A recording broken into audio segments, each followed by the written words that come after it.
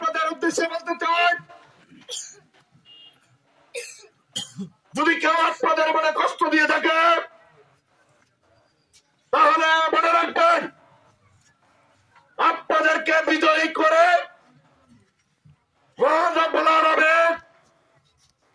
আপনাদের সেই কষ্টকে লাঘব করেছে।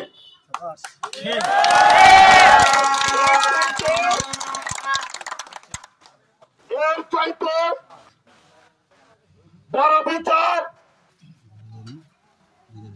আমি আমার আল্লাহর কাছে চাই না। যেহেতু এখানে যারা আজকে উপস্থিত আছেন, আমরা প্রত্যেকের আত্মীয় স্বজন, আমরা প্রত্যেকে এই এলাকায়, আমরা প্রত্যেকে একত্র হয়ে আগামী দিন থেকে সকল হিংসা বিদ্বেষ বলে গিয়ে বিগত দিনে